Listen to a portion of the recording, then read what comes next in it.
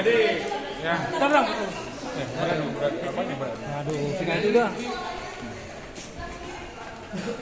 Udah. Sini aja.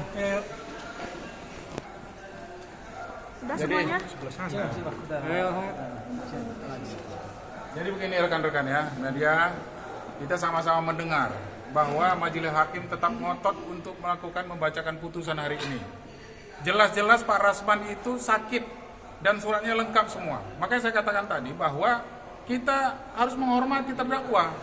Jadi jangan diputuskan, dibacakan putusan itu tidak ada terdakwa. Ini bukan perkara korupsi, bukan perkara teroris. Sudah disampaikan tadi dengan saudara kita, tim kita Pak Rahmat. Tapi kenapa ngotot hakim itu? Coba nanti telusuri, ya. Siapa sebenarnya yang memerintahkan harus ini Majelis Hakim ngotot untuk melakukan putusan hari ini? Sehingga kami wall out juga. All out tidak mau mendengarkan, kami anggap itu tidak sah itu putusan. Jadi kita sudah menyampaikan suratnya juga resmi bahwa Pak Rasman itu dirawat di luar negeri, ya. Tadi jaksa penuntut umum juga sama-sama dengan tim kita melihat Pak Rasman itu dirawat di rumah sakit Koja. Terus apalagi minggu lalu, kok sekarang ngotot untuk diputus? Kemarin waktu Pak Rasman keadaan sehat walafiat tidak diputus, ditunda oleh Majelis Hakim. Jadi ada apa? Jadi ini kami terus terang keberatan dan menolak apa yang disampaikan dibacakan oleh Majelis Hakim yang saat ini.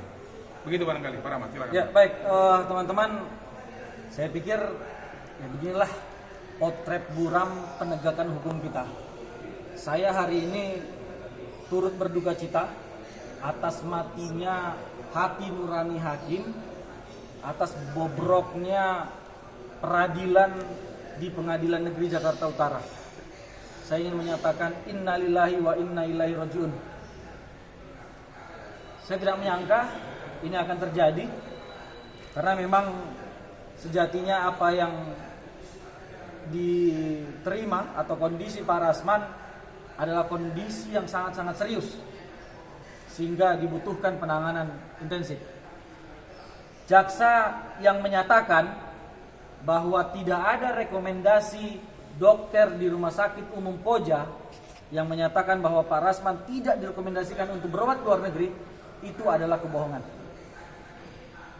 Saya mendengar langsung di telinga saya, sumpah lillahi ta'ala, demi Allah, saya mendengar langsung ketika saya menjenguk dan dokter waktu itu sedang visit ke ruangan Pak Rasman, menyampaikan bahwa kondisi Pak Rasman ini sudah sangat berat, sehingga harus dan dia merekomendasikan untuk segera ke luar negeri.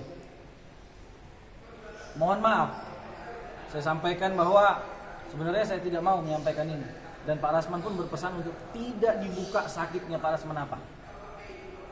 Karena kita sama-sama tahu ada si Opung itu yang dia si orang paling sehat, padahal dia ketika pemeriksaan sebagai saksi, ketika saya bertanya, tumbang dia, jatuh dia gitu.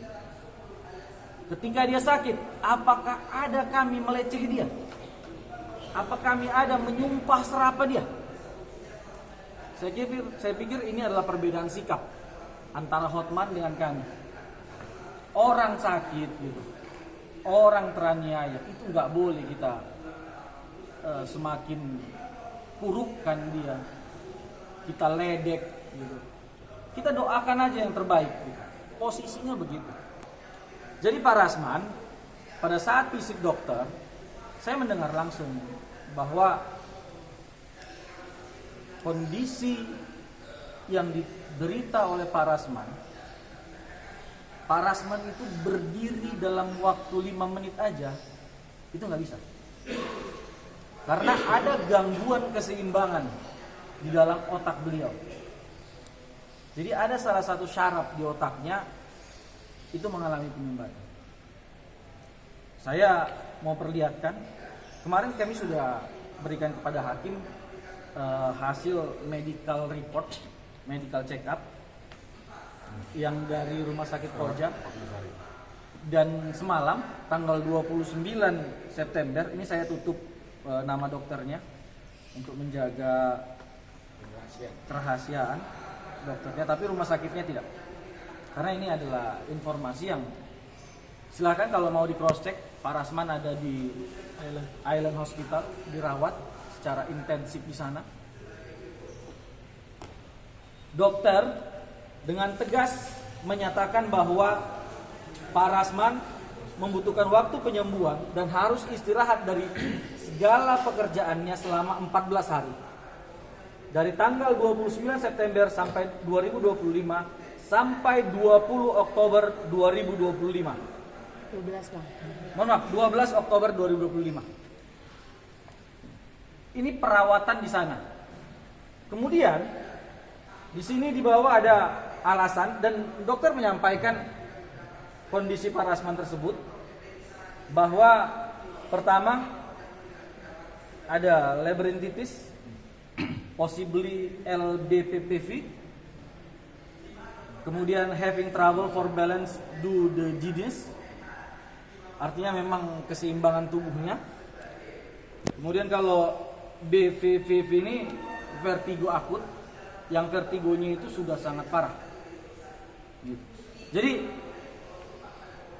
Pak Rasman dari awal 3 minggu, 4 minggu yang lalu telah menyatakan sangat siap dengan putusan ini. Tetapi Pak Rasman sangat berkeinginan, sangat mau untuk hadir langsung di dalam putusan, pembacaan putusan. Tapi mengingat kondisi beliau yang belum bisa berdiri dan putusan pengadilan itu mengharuskan terdakwa itu berdiri gitu loh. Ini pengadilan mau bunuh orang atau gimana gitu.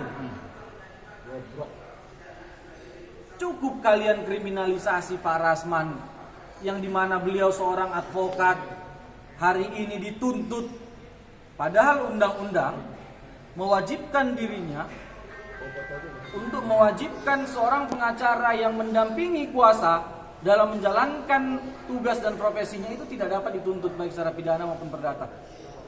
Penuntutan yang dilakukan kemarin aja sebuah kekeliruan hukum. Kemudian hari ini dipaksakan putusan. Bahkan mengajukan permohonan penundaan saja mereka tidak kasih. Ada apa semuanya ini? Jangan ini menambah kecurigaan kami untuk kembali melaporkan hakim. Tetapi pasti kami akan melaporkan.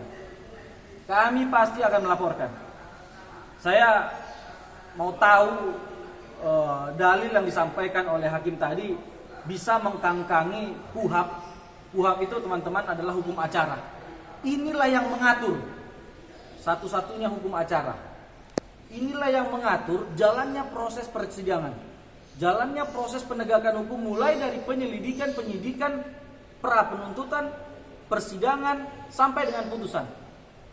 Ini yang mengatur adalah KUHAP. Gak ada yang lebih tinggi hierarkinya di atas KUHAP.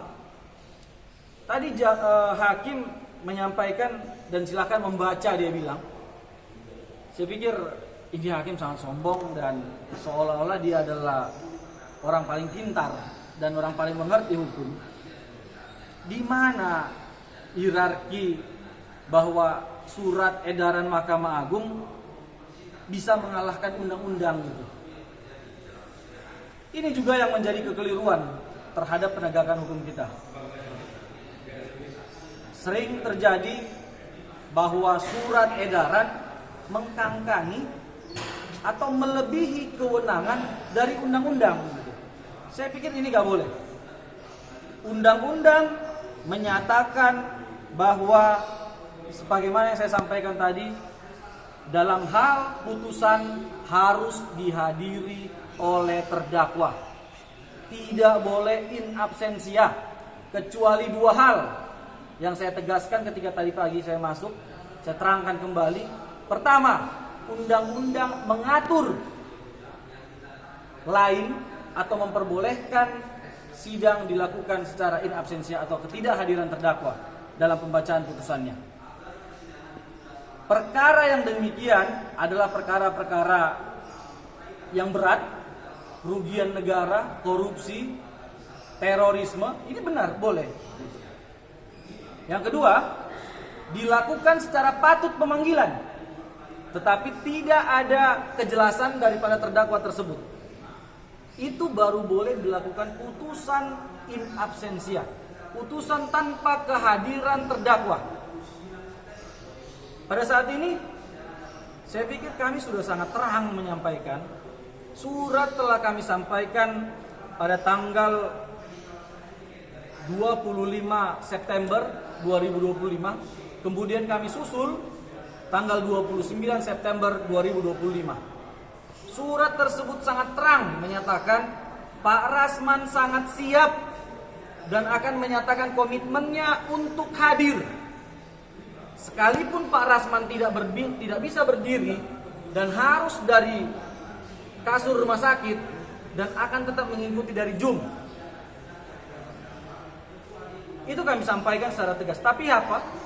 Hakim dengan alasan bahwa mereka telah melakukan musyawarah majelis untuk tetap membacakan.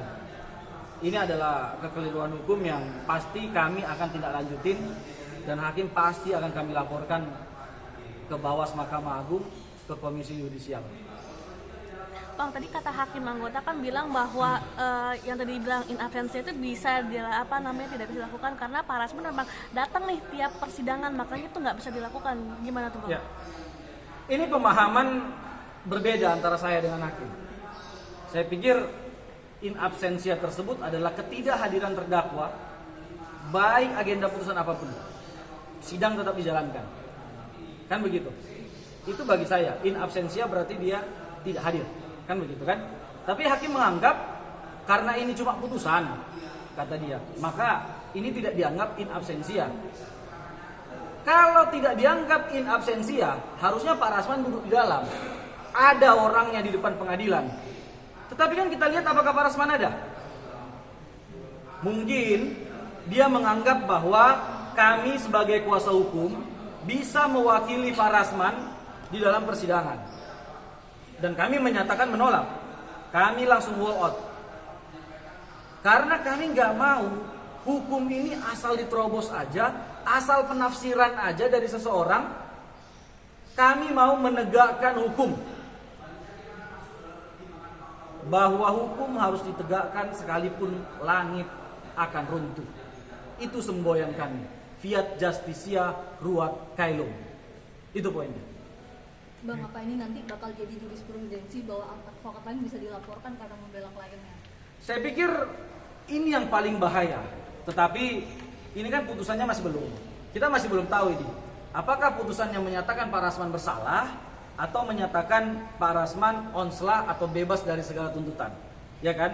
Kami berdoa dan kami tetap meyakini bahwa Pak Rasman tidak bersalah dan Pak Rasman akan mendapatkan putusan secara onslah atau bebas, kan begitu.